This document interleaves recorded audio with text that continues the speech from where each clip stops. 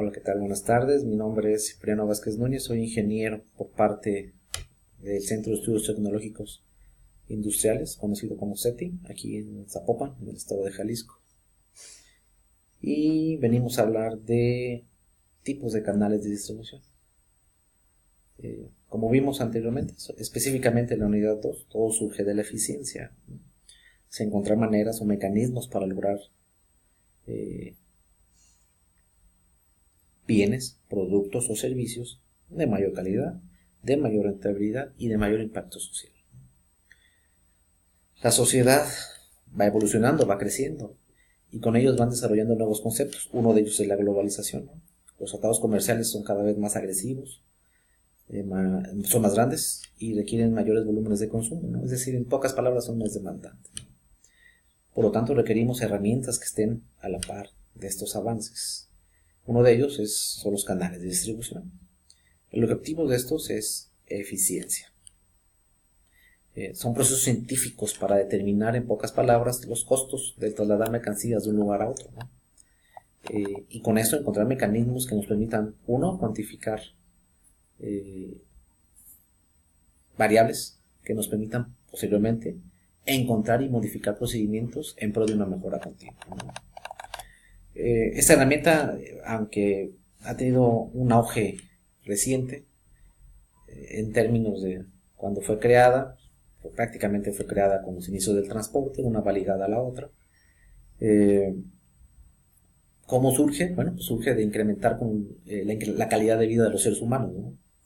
Ya que cuando estos se ven forzados a consumir productos o mercancías, pues lo hacían en su ubicación actual, en su ubicación inmediata, ¿no? No podían almacenar grandes productos debido al poco o al limitado espacio con el que contaban, ¿no? Pero conforme fue modificándose el comercio, fueron encontrando mecanismos de ir creciendo en ese sentido, ¿no? La cadena de suministros es quizás lo más importante en las áreas de la administración, ¿no? La logística y el transporte, vamos a decirlo así. Ya hemos determinado, y hay gente que se ha dedicado a eso, lo hemos leído en las bibliografías que nos han asignado, que aproximadamente el 60% de nuestros costos proviene del transporte y de la logística que maneja una empresa, específicamente sus productos, ¿no? Por lo cual el ser eficientes nos representa una estrategia competitiva, ¿no? Para posicionarnos y mantenernos en el mercado, ¿no? Hay que crear más ingresos, ¿no? Los canales de distribución, según Bustamante en el 2001, o de acuerdo a Bustamante en el 2001, son rutas o caminos que utiliza el productor para que su producto llegue al consumidor final o usuario industrial. Este concepto incluye siempre al productor y al consumidor final. Tenemos el inicio y el fin. Así como todas las empresas o individuos que tomen propiedad o ayuden a la transferencia del producto o servicio en particular, ¿no? Aquí lo importante es que aquí definimos qué es un canal de distribución. ¿Cómo está compuesto?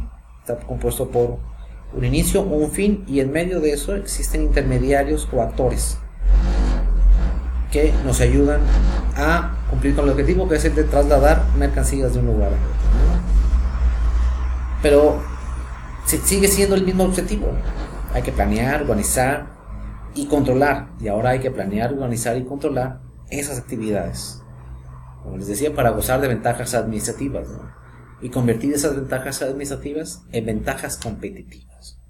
Los mercados son cada vez más competidos, desalmados y manipuladores, sobre todo. El objetivo de la actividad, pues, es recrear un canal o un tipo de canal de distribución con la intención de determinar sus características, qué conceptos se emplean, por qué se emplean los conceptos, podemos o no podemos modificarlos y qué conclusiones tomamos de esto, ¿no?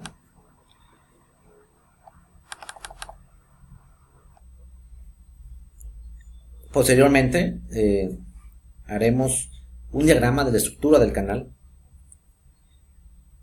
para tener un mejor entendimiento o interpretación de lo que son, cómo se identifica y cuáles son los elementos que le dan fundamento y base a estos canales de distribución, ¿no?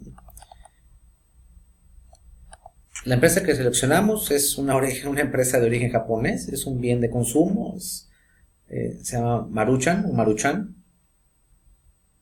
dependiendo de donde estén es como se pronuncia. Fue creada en 1961 allá en Japón. Básicamente se dedica a la distribución del consumo de sopas instantáneas, sopas tipo ramen, ¿no? Es una empresa que ha tenido mucho auge en México desde hace varios años ya. Tiene una gran cantidad de presencia en el mercado nacional.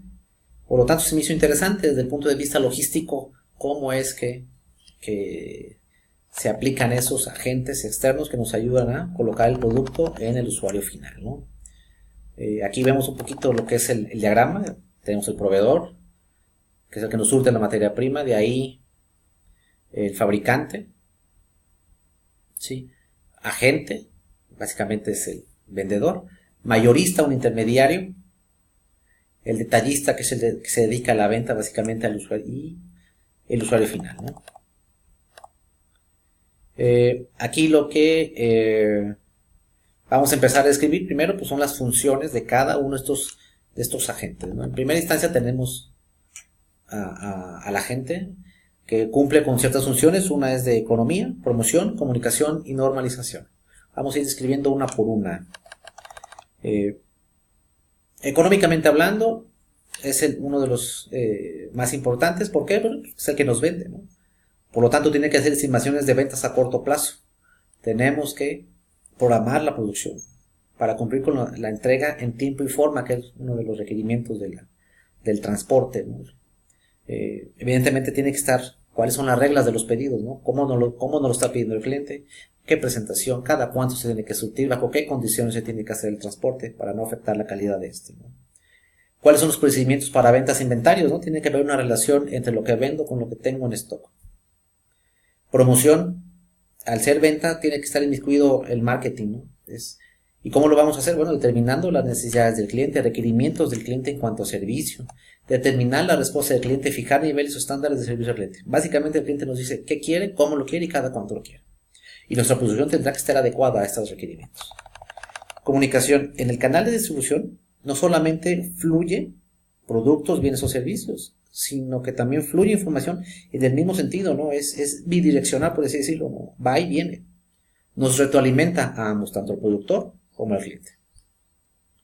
La comunicación, ¿de qué se trata? Básicamente es recopilación, almacenamiento, manipulación de información, análisis de datos y en base a esos análisis de datos, a esa estadística descriptiva que vamos a emplear para la recopilación de datos y el análisis de estos, pues vamos a diseñar procedimientos de control, ¿no?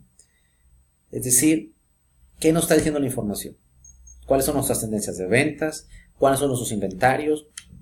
En esta época del año se vende más. ¿Por qué se vende más? ¿Se vende menos? ¿Subieron los insumos? Etcétera. Todo este tipo de información es muy importante para una empresa, porque al final de cuentas, con la información tomamos decisiones. Y una de las características de todo buen director pues son las habilidades cualitativas, ¿no? Aquellas habilidades de abstracción, de liderazgo. Hay que visorar el futuro, ver cómo está para que llevemos la empresa hacia esos niveles de eficiencia. Finalmente, la normalización. En pocas palabras, tenemos que cumplir con normas oficiales mexicanas para el manejo, traslado y almacenamiento de productos. Tenemos que estar preparados para protección del producto, pérdidas o daños de este, ¿no? Básicamente trata de qué unidades requerimos para transportarlas, por qué en ese, cuál es el embalaje, qué características debe de tener. El siguiente actor es el mayorista. Cumple con función de almacenamiento. En este caso, necesita determinarse qué espacios contamos, cómo se van a distribuir las existencias, la configuración del almacén, dónde va cada producto, ¿sí? Si necesitamos cambiar características del almacén para preservar ciertos productos. La colocación de existencias, estimación de ventas a corto plazo. Hay que tener una retroalimentación con ventas muy cercana para no tener un stock muy grande, básicamente sería un pasivo enorme, pero tampoco quedarnos muy cortos para no satisfacer con las necesidades o los requerimientos del cliente, ¿no? Evidentemente también, valga la redundancia, los productos en los almacenes están mezclados por la limitación del espacio físico, ¿no? La financiación es otro aspecto importante que el mayorista, de manera directa o indirecta, en este caso más bien indirecta, ayuda al proveedor. ¿Cómo ayuda? Un gran porcentaje de la producción, si no es que casi toda la producción, se va en los mayoristas. Por lo tanto, el punto de retorno de inversión del productor es muy corto. Esto permite tener un flujo de efectivo constante. ¿Sí? Pero también el mayorista necesita revisar los comportamientos de divisas. ¿El dólar afecta o no afecta a la economía? Estábamos hablando de la globalización. Bueno, pues es un tema importante, ¿no? El rendimiento de la producción es eficiente. ¿Cuál es el momento correcto de compra o venta? ¿Compro barato, vendo caro? Incrementar nuestros márgenes de utilidad. Recordemos que uno de los objetivos es lograr la mayor rentabilidad, ¿no? La economía, realmente, como en el caso del vendedor, pues mayorista se convierte en un vendedor. Ventas a corto plazo. Nuevamente, establecer reglas en los pedidos y procedimientos para ventas e inventarios. Promoción, marketing totalmente como lo determinábamos, necesidades del cliente, cómo lo quiero, cuándo lo quiero y en qué forma lo quiero. E ir con el cliente, aquí es muy importante tener una retroalimentación para que la calidad vaya aumentando. Comunicación, flujo de información constante para toma de decisiones correctas en el tiempo correcto.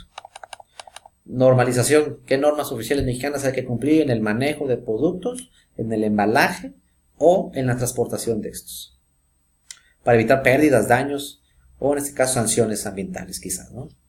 Transporte, como comentábamos, el 60% del costo de un producto se va en la logística y el transporte de una empresa. Entonces tenemos que ser muy, muy rigurosos en cuanto a selección del transporte, ¿no? No solamente el medio, el modo. Hay que consolidar los fletes, tener la programación de las rutas, cuáles vehículos vamos a necesitar, qué características debemos de cumplir, cuáles son la retroalimentación que el transporte también tiene. Hay que auditorar tarifas. No podemos quedarnos con un simple proveedor. Tenemos que ir constantemente auditando para encontrar el mejor proveedor posible. Rentabilidad es el detalle fino, ¿no? El otro intermediario, el otro actor, también tiene ciertas funciones. ¿Cuáles? Almacén, más pequeño que el mayorista, pero con las mismas características: determinación de espacio, distribución de existencias, configuraciones de almacén, etc. Economía, exactamente lo mismo. Hay que venderle al usuario final. El detallista es el que le vende al usuario final, por lo tanto es importante que lo haga, ¿no? Promoción, cómo vende. Comunicación, cómo llega la información.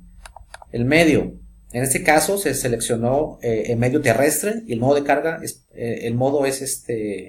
transporte de carga, dependiendo del proceso, ¿no? Se estableció tracto o transporte ligero. El nivel de canal, bueno, pues al tener múltiples cargas de intermediarios, los cuales cabe aclarar son necesarios, se utiliza un canal indirecto largo. Como conclusión, ¿qué tengo? Bueno, pues los costos no son fácilmente cuantificables, ya lo vimos. Por lo tanto, nos tenemos que enfocar muy, muy claro en un producto, ¿sí? Para no se vuelva obsoleto. ¿Cuál es la vida útil de ese producto? ¿Cuándo recuperamos nuestra inversión? Recordemos que al hacer un nuevo producto, hacer mejoras a un producto, automáticamente se genera un nuevo canal de distribución, ¿sí?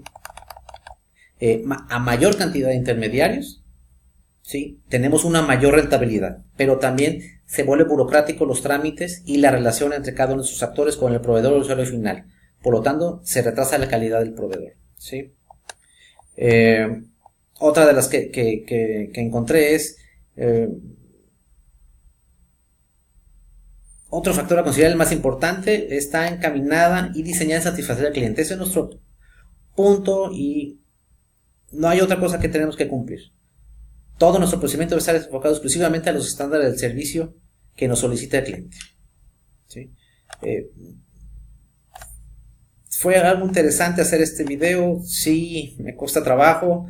No puedo estar viendo y tratando de explicar por el tiempo tan limitado que tenemos con el video. Espero les haya servido de utilidad. Anexaré a la entrega con el profesor el documento para que lo tenga para mayor referencia y espero la retroalimentación con ansias. Gracias.